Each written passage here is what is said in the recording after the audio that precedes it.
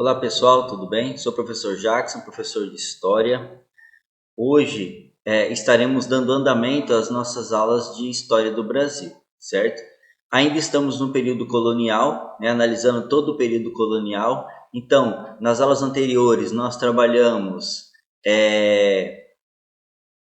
a chegada dos portugueses no Brasil, o primeiro contato ali entre portugueses e indígenas, aquele confronto cultural em primeiro momento.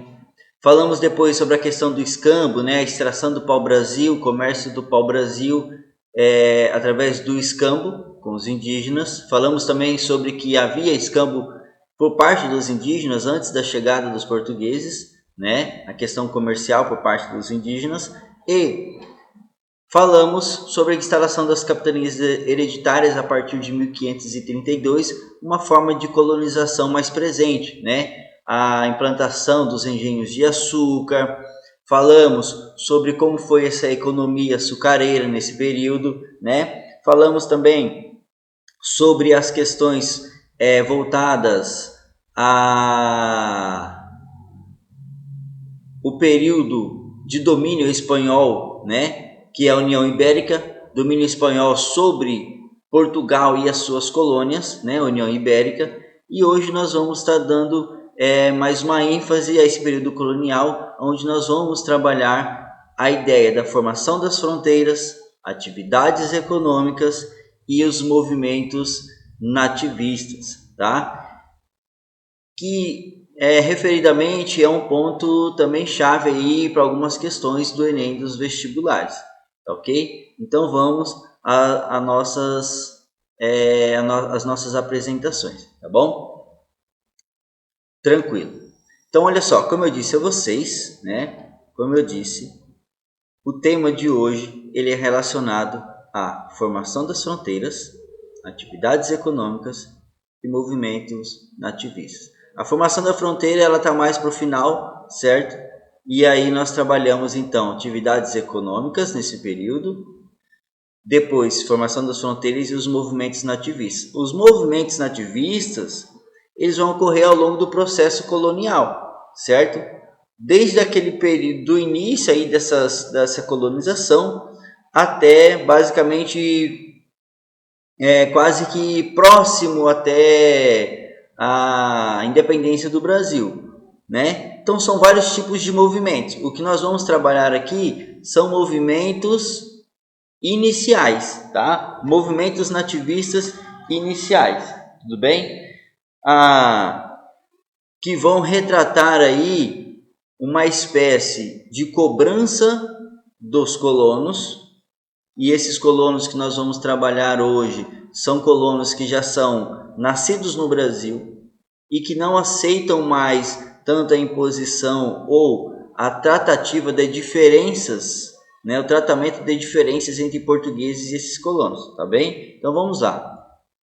Bom, primeiro passo que nós temos que a colonização então do Brasil ela começa pelo litoral, que vai facilitar o escoamento dos produtos e a ocupação das terras, tá ok?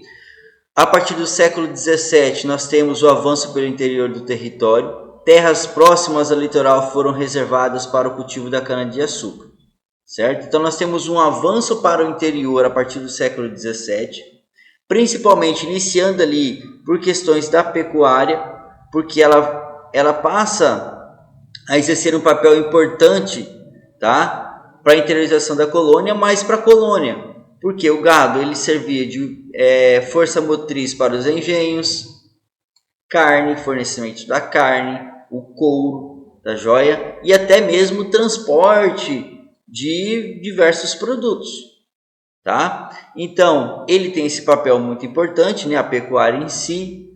E quando ela vai ser lançada para o sertão, primeiramente ela vai através do Vale do São Francisco, por causa da questão da água, para satisfazer o gado, Então, regiões como do Piauí, Maranhão, Paraíba, Rio Grande do Norte e Ceará, talvez, digamos assim, são uma das primeiras a receber uma expressiva quantidade de gado, tá joia? Só que nós temos um destaque importante para os latifúndios do sertão baiano, certo? Que terão uma grande relevância no fornecimento, então, da carne também, tá? Bom, aqui nós temos, então, a partir dessa interiorização, nós temos um ponto-chave, que é o vaqueiro, tá? Nós temos o vaqueiro, que era esse grupo de pessoas livres, pobres, tá? Muitos eram indígenas ou descendentes de indígenas, tá ok? Isso porque nós estamos falando já de um período em que já começa a ocorrer aqui, a miscigenação, por exemplo, certo? Como nós sabemos, nem todas as pessoas que vêm para o Brasil são pessoas da corte, são pessoas que vão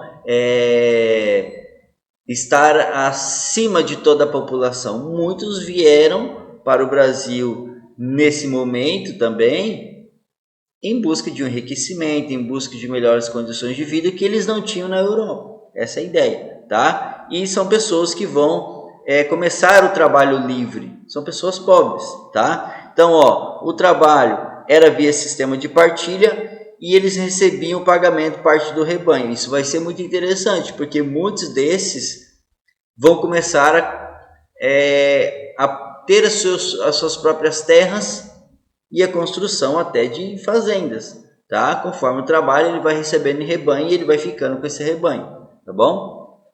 Tá, então nós temos aqui, a pecuária avançando para a região, tá? Então, no sul da América Portuguesa, o gado começa a ser criado pelas missões jesuíticas, principalmente por questão de transporte de carne, tá? Só que nós temos intensas investidas pelos bandeirantes e essas investidas vão fazer com que esse gado ele tenha uma grande dispersão.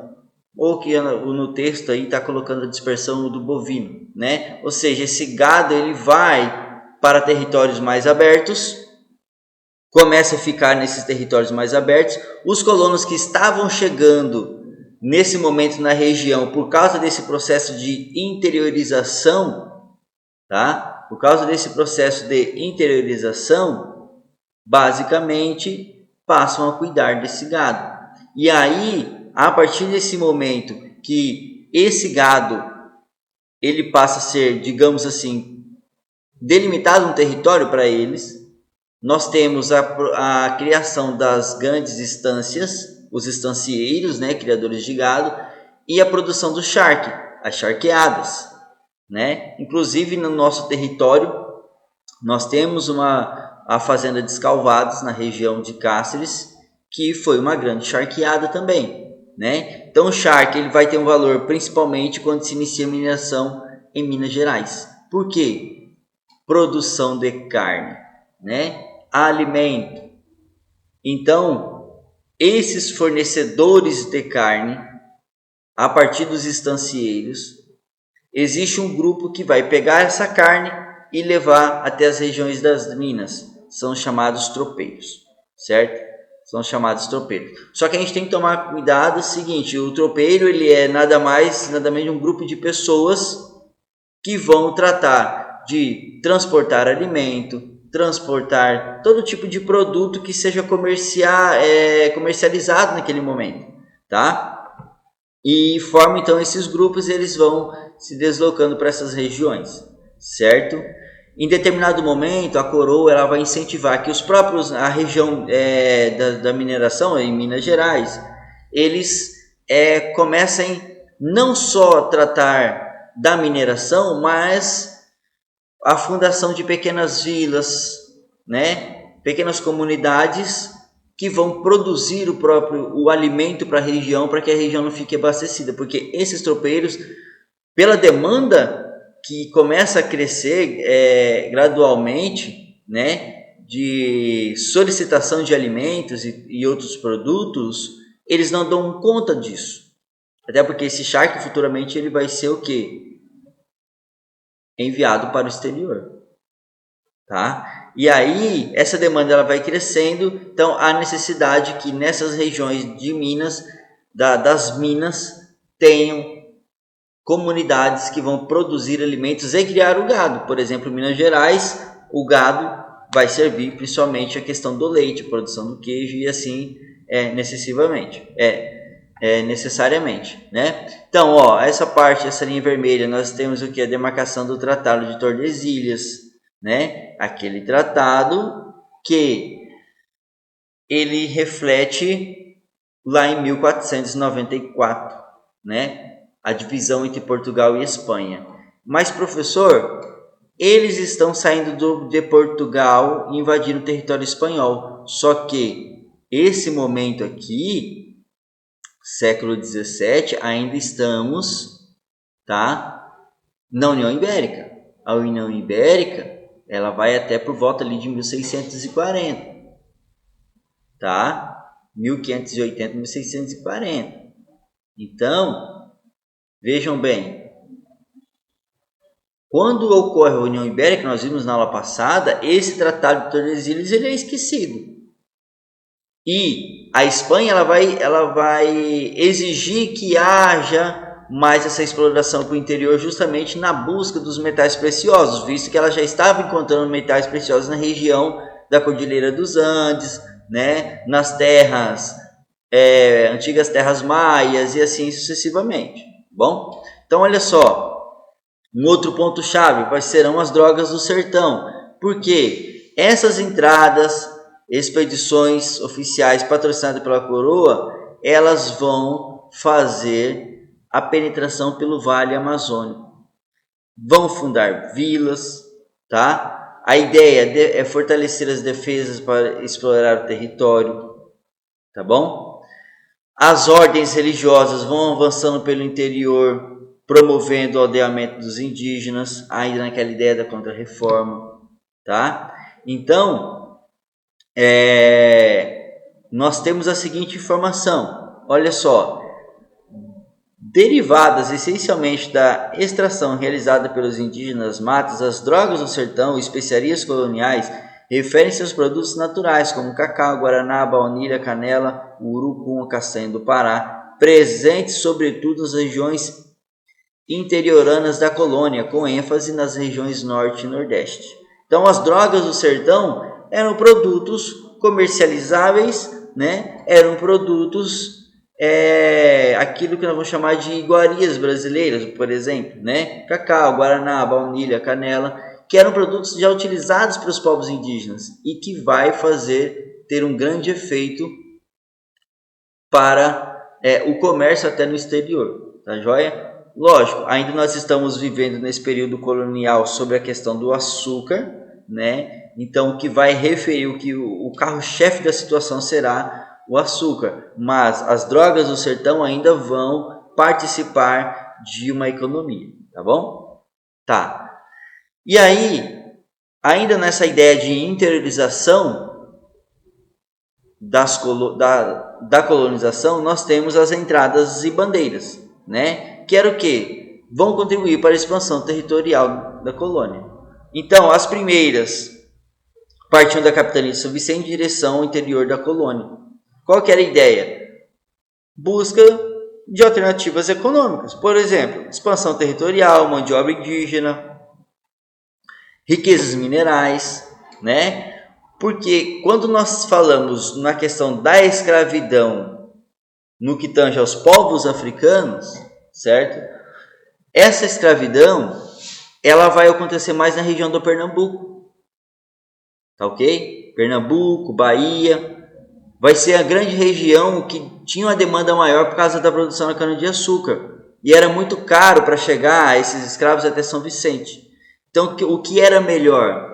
Fazer a interiorização para a escravidão indígena, certo? Terá muitos problemas com as missões que eles vão encontrar pelo caminho, né? Muitos conflitos entre bandeirantes e missionários jesuítas, que a gente vai ver mais à frente, certo? Então, eles vão ultrapassar o Tratado de Tordesilhas e garantir a ocupação das áreas do centro-oeste e sul do país, tá? Nós já vamos ver agora há pouco como que vai ser, vários tratados vão surgir a partir dessas ocupações. Porque Portugal começa a reivindicar que era dele, porque ele já estava utilizando.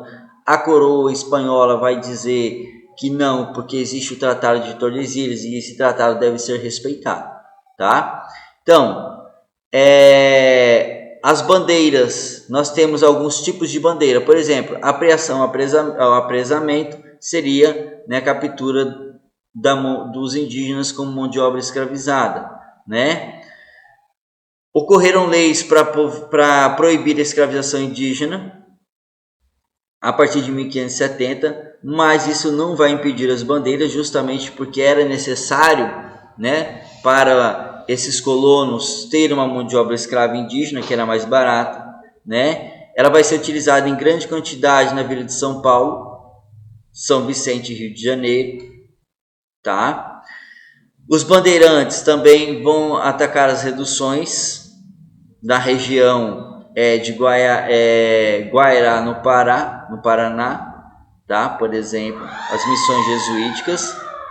E aqui é um ponto importante de nós analisarmos por quê. Por que eles vão atacar essas missões? Porque aqueles nativos, né, os povos indígenas que estavam nessas missões, nessas reduções, eles já entendiam como era o processo de trabalho, plantio e colheita, né? Já tinha uma ideia de cristianização por parte dos jesuítas, então não era necessário, entre aspas, né, educá-los do início, porque eles já tinham um costume de plantar, já sabiam como tratar a terra na questão do plantio e da colheita, tá ok? Então, por muitas vezes, muitas missões serão invadidas pelos bandeirantes justamente para pegar esses nativos, esses povos indígenas que, digamos assim, já estavam civilizados, entre aspas. São termos que a gente tem que tratar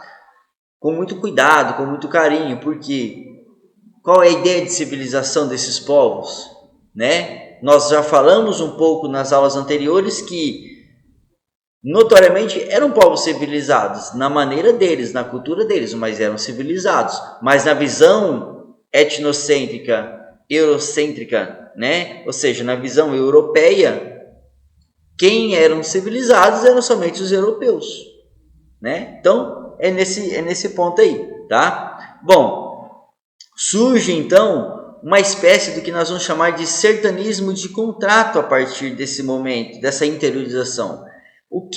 Qual era o funcionamento, né, desse sertanismo de contrato? Então, primeiro ponto, digamos aqui, primeiro momento, destinava-se à captura dos escravizados fugidos, tá? Destruição dos quilombos, eliminação dos povos indígenas que atrapalhavam os interesses de grandes fazendeiros e contribuiu para a exploração das drogas no sertão.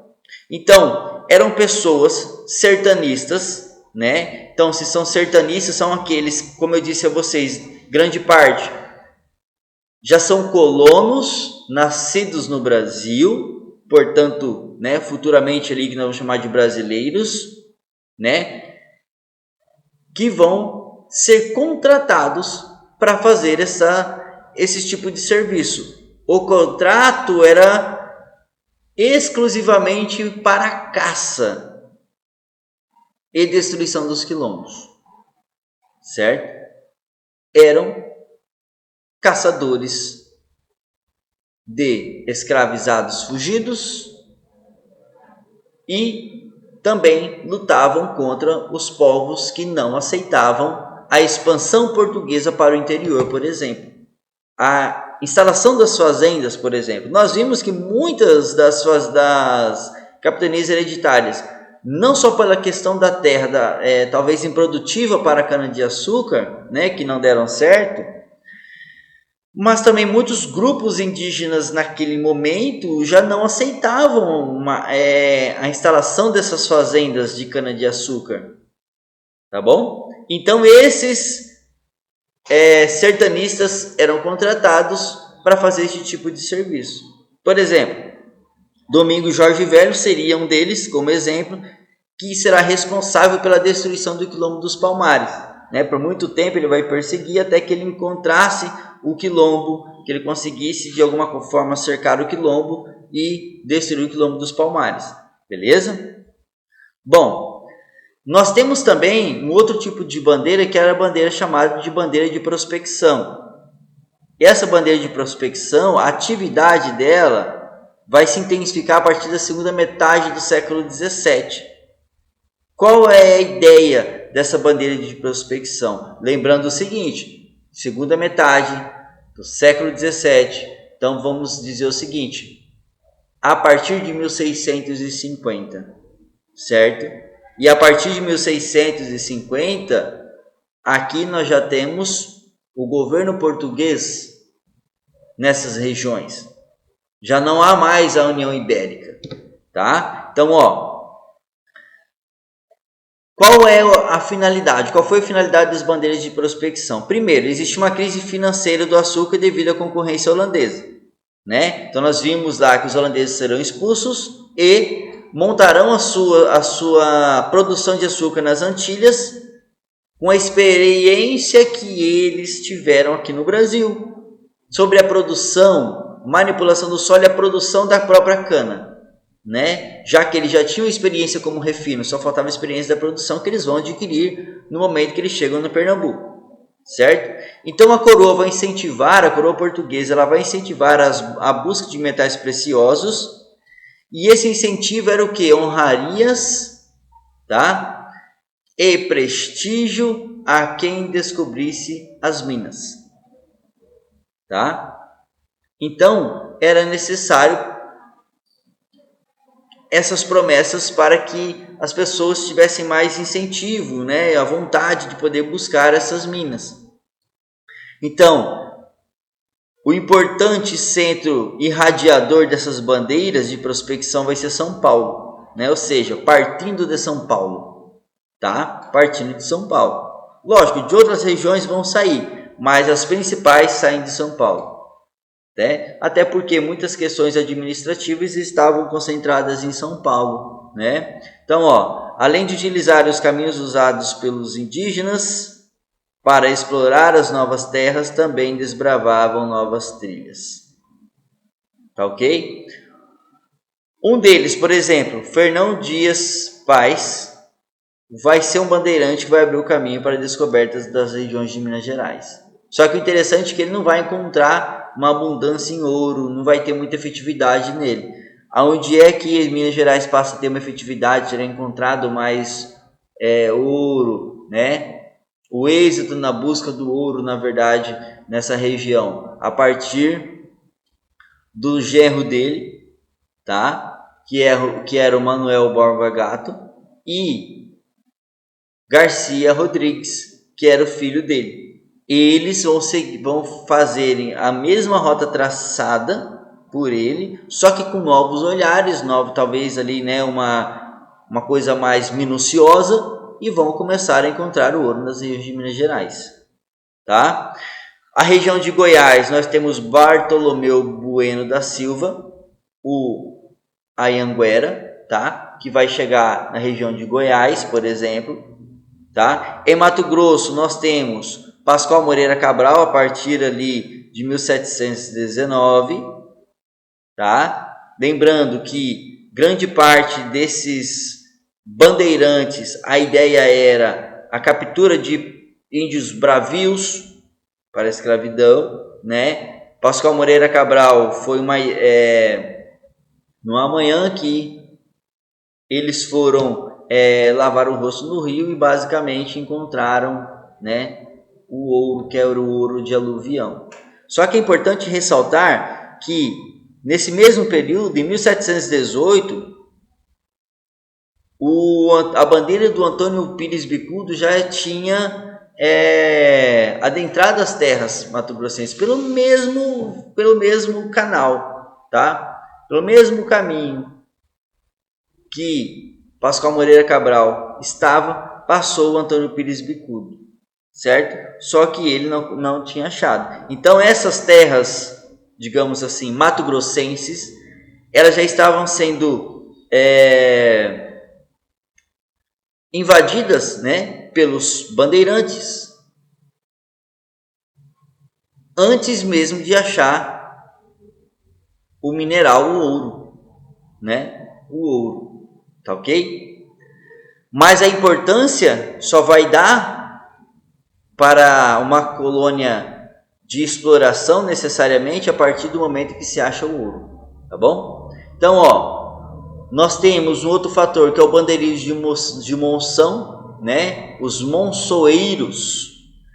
O que vai acontecer? Então nós temos descoberta do ouro em Minas Gerais, descoberta do ouro em Goiás e descoberta do ouro em Mato Grosso, né? Gente, é necessário abastecer esses mineiros. Quem são os mineiros? Aqueles que trabalham na mineração. Então a intuição era o quê? Abastecer de alimentos, buscar esse ouro extraído, a compra desse ouro, até porque tinha que pagar lá o quinto, né? O quinto para a coroa, né? Então vinha cobradores dessa região também. Tudo através das expedições das monções. As monções nada mais nada menos são expedições, tá? Que vão ser basicamente mais fluviais. A ideia era o quê? O que os monçoeiros, qual é a responsabilidade deles? Levar alimentos, tá? De vários tipos, outros produtos para essas regiões. Então nós tínhamos caminhos terrestres e fluviais, tá? Os monçoeiros vinham pelas regiões fluviais. Por exemplo, partiam do rio Tietê com o objetivo de chegar a Mato Grosso.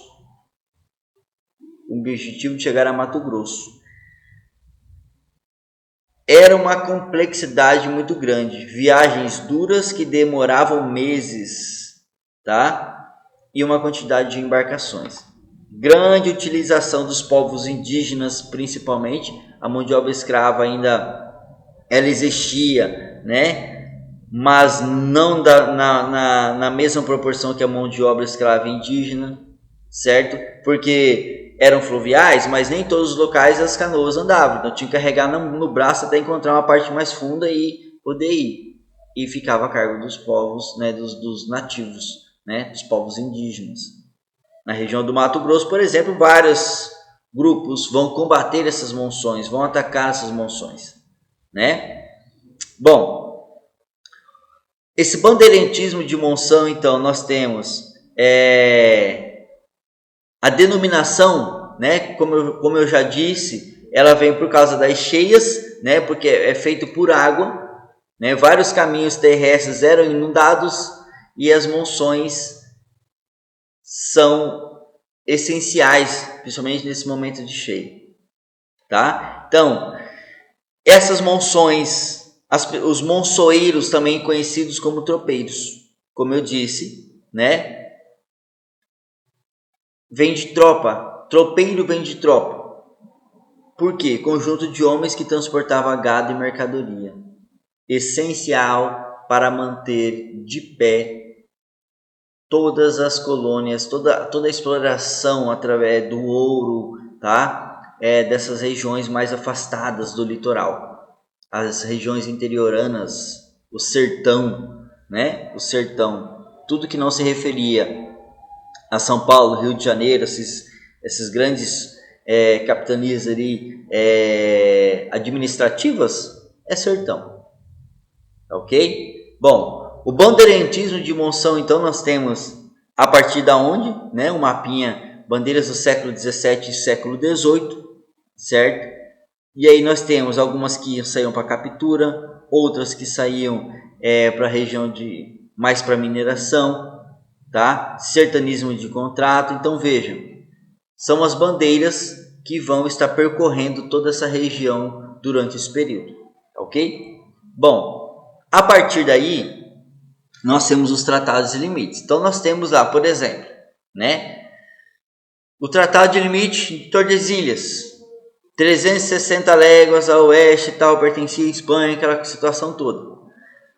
1640, restauração portuguesa, como eu disse lá no início, tem que renegociar, porque lembra que eu falei para vocês nas aulas anteriores que a Espanha ela dominou durante a União Ibérica, só que ficou ao cargo dos portugueses a exploração ainda. Então, Quando houve essa restauração portuguesa, era necessário renegociar a posse dos territórios conquistados, tá? E isso vai ser um problema muito difícil de se resolver. Vários tratados, e mesmo assim a coisa vai esquentar. Por quê? Basicamente, todas as conquistas, os novos territórios ultrapassavam o Tratado de Tordesilhas. A região de Cáceres, por exemplo, né? Uma região que pertencia à coroa espanhola e que em determinado momento ela passa a se tornar portuguesa. A grande maioria das pessoas que estavam aqui portuguesas, né? Sem dizer nos povos indígenas, mas que, né? Vamos colocar o seguinte, os povos indígenas não tinham ideia de fronteiras. A ideia deles é o território deles. Mas em relação aos portugueses, tá? Eles já estavam explorando grande parte dessa região. Então, nós temos um primeiro impacto a partir de 1680. Tá? A colônia de Sacramento fundada às margens do Rio da Prata, por causa do grande escoamento da prata na região. Tá? A colônia de Sacramento ela vai ser controlada ali pelos portugueses. Então, para garantir a posse portuguesa, funda-se a colônia de Sacramento. Os espanhóis não estarão contentes com isso, vão instalar a base militar próxima à colônia. Então começa a ter um atrito muito forte. E outra coisa, vão impedir o comércio da região, o comércio da prata, qualquer tipo de comércio, por parte dos portugueses. Certo? Então o que vai acontecer? Em 1881, o Tratado de Lisboa, entre as duas coroas, vai reconhecer o direito português sobre a região. Qual direito esse? Comercial, por enquanto. Por quê?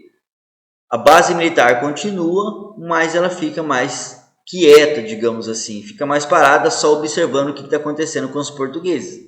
Tá? Então a Espanha mantém essa base militar, mas ela reconhece o direito português sobre a região. Não o que é, mas o direito do comércio, por exemplo. Até porque eles começaram a fazer o comércio primeiro.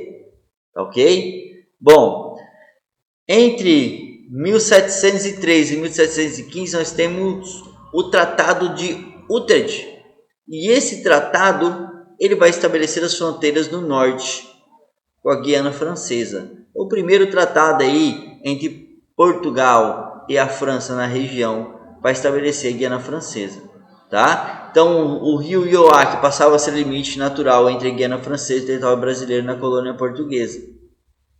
Tá ok? Bom, partindo então em 1715, Portugal e Espanha estabeleciam a devolução da colônia de Sacramento para Portugal. Então, aquilo que eu falei lá atrás, né? Então, 1681 eles vão reconhecer, mas vão continuar. Agora, em 1715, fala, não, realmente a colônia de Sacramento é de Portugal. A colônia de Sacramento vai para Portugal, vai para a Espanha, vai em vários momentos, vocês vão identificar, certo? Porque são negociações. Aquele ditado, né? Tudo são negócios. Tudo gira em torno dos negócios, né? Dos interesses financeiros, tá ok? Então, o Tratado de Madrid surge em 1750, vai definir a colônia de Sacramento ficaria com a Espanha e Portugal teria a posse dos 7 povos das missões, atualmente no noroeste do Rio Grande do Sul. Por que isso, professor? Porque tem as fazendas descharqueadas, principalmente, e estava gerando uma grande produção de carne, né? Uma das questões, beleza? E os portugueses começaram a ver que eles estavam tendo um certo benefício, porque a partir do Tratado de Madrid de 1750, tá? Inclusive o Tratado de Madrid é que vai definir a posse da região que nós moramos hoje para Portugal também, com muito custo, tá? E o benefício português vai que a partir desse Tratado de Madrid, o restante da fronteira vai ser negociado pelo princípio romano do uti possidetis. O que é o uti possidetis, professor? O uso possidetis é uma ideia do uso pela posse. Então, se você está utilizando, você tem o direito da posse. Tá bom? Essa é a ideia. uso, tá? Ou seja, não é uso pela posse, desculpem, é a posse pelo uso. Então, se eu estou utilizando, eu tenho a posse dessa região, tá? Bom, mais um outro tratado é o Tratado de Santo Ildefonso, que vai surgir a partir da indagação dos jesuítas e dos povos indígenas da região dos 7 povos das missões que não aceitaram a troca do Tratado de Madrid, tá? E aí nós temos a Guerra Guaranítica nesse momento, porque os espanhóis estenderam os territórios até Santa Catarina também. Então veja, tem uma questão muito complexa nesse momento. E aí, o Tratado de Santo Ildefonso de 1777, ele vai definir a devolução para os espanhóis da colônia de Sacramento. Olha novamente a colônia de Sacramento voltando para os espanhóis. Tá? Os 7 povos das missões e o território do atual estado de Santa Catarina, por sua vez, foi devolvido a Portugal. Então vejam que essas regiões elas vão passando de um lado para o outro, tá? Muitos historiadores até da nossa região, eles vão apontar o seguinte, que os povos indígenas ficavam nesse fogo cruzado e que em vários momentos eles pulavam de lado também, porque eles não sabiam para onde ir, na verdade, né? Estavam sendo asfixiados pelas duas coroas, certo? E é importante nós analisarmos o mapa, porque território do atual Brasil, toda essa região, né? Área incorporada ao Brasil pelo Tratado de Badajoz, nós já vamos verificar. Aliás, definiu o posse do sul da América Portuguesa. Os 7 povos das missões ficaram com os portugueses e a colônia de Sacramento com os espanhóis, sem qualquer significativa de alteração territorial. Então vejam bem, a região dos 7 povos das missões, tá? Vai ficar então com os portugueses. O Tratado de Utrecht é uma cor, o Tratado de Madrid de outras cores. Olha o Tratado de Madrid aqui, ó. Olha o Tratado de Madrid aqui, tá? Olha o Tratado de Madrid. Cuiabá tá bem aqui, certo? Tratado de Santo Ildefonso. Olha aquele aqui, ó, Rio Grande do Sul, Rio Grande de São Pedro, na verdade, né? Tá nessa região. E limites do atual território, que é o que nós temos. Então vejam bem, pessoal, vejam bem. Uma região de grande disputa, tá? Uma região de grande disputa que necessariamente só vai finalizar vai ser 1903, tá? É um conteúdo para as próximas aulas sobre a introdução à averbação do território do Acre, tá? A partir dali de 1903 ou 1905, nesse período aí, tá bom? Tá, então nós temos um conflito muito grande. E o que eu quero trazer para vocês aqui é que esses tratados, beleza, são tratados entre as coroas. Mas cabe nós termos uma análise. E como ficam os povos, né? Os povos indígenas que moravam nessa região. Porque eles não têm uma ideia de fronteira entre eles. Eles têm uma ideia de etnia, né? Aqueles grupos que são formados pela sua cultura, sua língua, né? E de repente eles se veem dessa maneira, tendo que obedecer tratados de outras nações, como Espanha e Portugal. Então é muito complexa essa ideia de fronteira, e é bom que vocês analisem o sentimento de fronteira, né? Qual é o conceito de fronteira que nós temos que dar? O que é a fronteira, por exemplo? É muito importante que nós saibamos desse ponto, analisar esse ponto, porque fronteira ela pode ser tanto uma questão geograficamente definida, certo? Mas ela também pode ser uma ideia de fronteira étnica, como a dos povos indígenas, certo? Como a dos povos escravizados que chegam ao Brasil, É uma ideia de fronteira étnica, uma fronteira cultural, né? Assim mesmo a fronteira política. A fronteira política é a fronteira geográfica, a divisão dos territórios. Tá? Então, analisem, façam uma pesquisa sobre essas questões de fronteira, porque é necessário que vocês saibam. Tá ok? Bom, já caminhando para o fim da nossa aula, nós temos as revoltas nativistas, certo? Essas revoltas nativistas, elas vão ocorrer durante esse período também, porque a coroa portuguesa, a partir do momento que ela assume o Brasil, né? Aliás, a partir do momento que ela reassume Portugal e as suas colônias, ela começa a, digamos assim, apertar mais por questões de impostos, da administração das colônias, certo? E em determinado momento, nós temos um prestígio maior para aqueles que são comerciantes portugueses, para aqueles não só os comerciantes portugueses, como está definido no texto, mas também para os portugueses que tinham determinado controle sobre as coisas. Tá? Então, por exemplo, a primeira revolta, a revolta de Beckman, que durante o período no Maranhão, tá? Nós temos uma companhia que é chamada Companhia de Comércio do Estado do Maranhão, responsável por fornecer os produtos como mão de obra escrava e produtos alimentícios, tá? Para a região do Maranhão, certo? E davam o preço que eles queriam. Essa é a ideia, eles davam o preço que eles queriam. Então, os colonos da região começam a contestar esses preços. Estava muito caro, por exemplo, a mão de obra escrava africana. E aí eles começam, isso vai impulsionar a escravidão indígena. Eles começam a procurar povos para escravizar.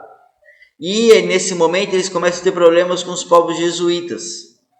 Só que a Companhia do Comércio do Maranhão, ela vai reconhecer o abuso desses colonos com os povos indígenas. Lógico que ela vai reconhecer, porque se ela reconhece, ela pode combater. E aí esses colonos são obrigados a comprar os povos escravizados, os africanos, certo? E os outros produtos que ela fornecia. Porque obrigatoriamente tinha que isso acontecer.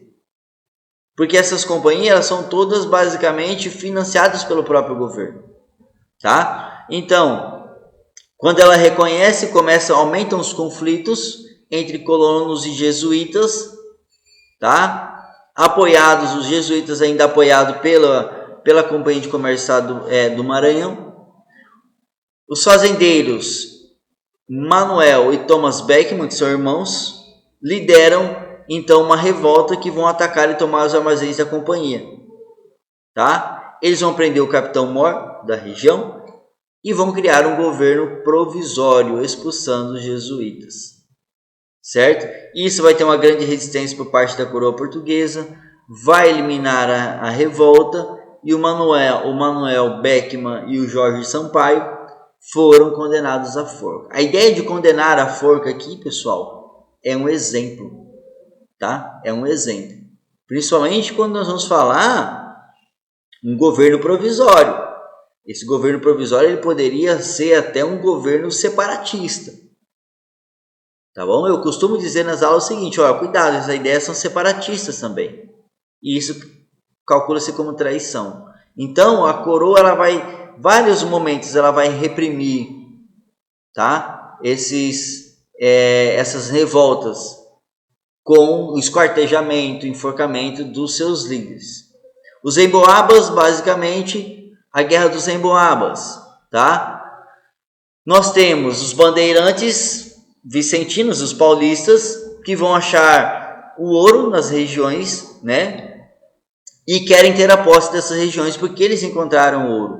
Só que a coroa começa a definir: você é um bandeirante, você é um explorador, você não tem direito a explorar. Porque nós temos um grupo de mineiros, pessoas que são digamos, técnicas, né, que sabem fazer a extração do ouro mais rápido, certo? E isso vai fazer com que essas regiões de Minas, elas são atraídas, tá? As pessoas, na verdade, são pessoas de fora, estrangeiros, são atraídos para a região de Minas, dessas minas, tá? E aí são tratadas de emboabas, forasteiros, tá? Então os paulistas tratavam essas pessoas como emboabas. Então nós temos uma rivalidade entre eles, um conflito muito grande, tá? E a coroa portuguesa ela vai intermediar, vai acabar com esses conflitos. Os bandeirantes serão expulsos da região e é nesse momento que eles vão chegar às regiões do atual estado de Goiás, né? Vamos mais concentrar nessa região centro-oeste, beleza? Então a coroa portuguesa ela vai criar a capitania de São Paulo e Minas Gerais justamente para demarcar essa região e controlar a extração do ouro. A Guerra dos Mascates vai ocorrer entre Olinda e Recife. Resumidamente, nós temos um conflito entre Recife e Olinda porque Recife estava subordinado a Olinda. Só que a grande produção estava no Recife, tá? E Recife tinha um grupo de comerciantes denominado de mascates. E os mascates queriam que Recife se tornasse uma vila, o que era contra o pensamento do pessoal de Olinda, da aristocracia de Olinda, tá? E tem um conflito muito grande porque, primeiramente, o governador, que era o Sebastião de Castro e Caldas, ele vai aprovar um projeto a partir de 1709 para a elevação de Recife à categoria de vila. Então, a aristocracia olindense não vai autorizar, tá? Não vai ficar agradada com isso, vai tentar assassinar o governador, que vai repelir rapidamente essa tentativa de assassinato, prendendo o responsável por isso, e ocorre então uma gama de conflito entre, tá, as duas cidades. Qual é o fim da Guerra dos Mascates? Nós temos um novo governador, tá? Na região, Dom Félix José Machado de Mendonça, que vai sim reconhecer Recife como vila e além do mais vai tornar a capital, porque, como eu falei, quem produzia necessariamente era Recife, não era Olinda, tá? A grande produção estava concentrada em Recife, tá ok? O grande comércio, a economia da região concentrava-se em Recife, tá? Então, nós temos uma outra revolta chamada a Revolta de Vila Rica, ou seja, coordenada pelo Felipe Santos, tá? Nós temos também satisfação dos colonos com a cobrança de tributos pela metrópole. O Felipe Santos ele vai coordenar uma revolta, tá? Juntamente com Pascoal Guimarães, em Vila Rica, atual Ouro Preto, certo? O Conde de Assumar, que era o governador da região, João de Almeida, Portugal, ele vai tentar buscar o entendimento, o porquê dessas questões, né, dessa revolta toda, e não vai aceitar as reivindicações, que era a extinção das casas de fundição e a redução dos tributos.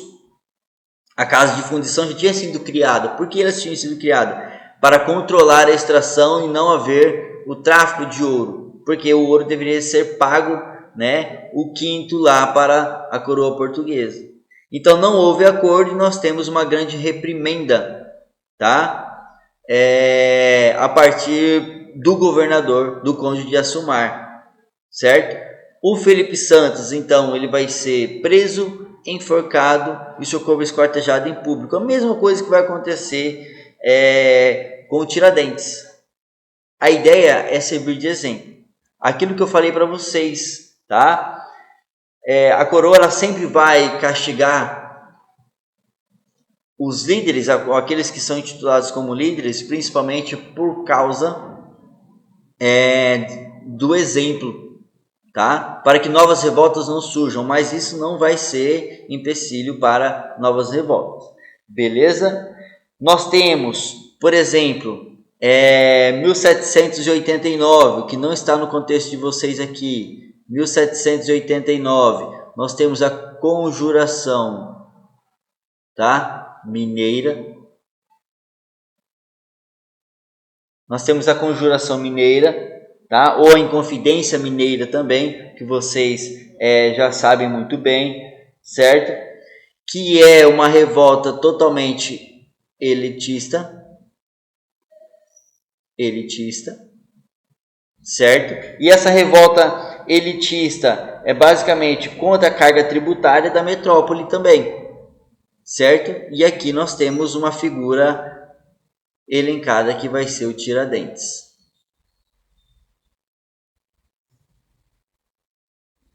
Tá? O Tiradentes. Lógico, serão, salvo engano, serão 11 pessoas presas, 10 serão destinadas para as regiões da África como exílio, e o Tiradentes, como, digamos assim, ele vai assumir toda a situação como líder, ele vai ser enforcado e esquartejado também. Tá bom? A conjuração baiana, nós temos a ideia dos malês, tá? 1798. Tá? Então nós temos a conjuração baiana, certo? De um grupo chamado malês, ou a revolta dos malês, tá? Que vão ser influenciados pela independência do Haiti. A ideia era o fim da escravidão, principalmente. Tá? Fim da escravidão. Também vai ser reprimida e os líderes serão caçados e executados como exemplo. Ok? Então, pessoal, finalizando a nossa aula aqui, certo? Espero que todos tenham entendido, que eu tenha contribuído para o entendimento de vocês.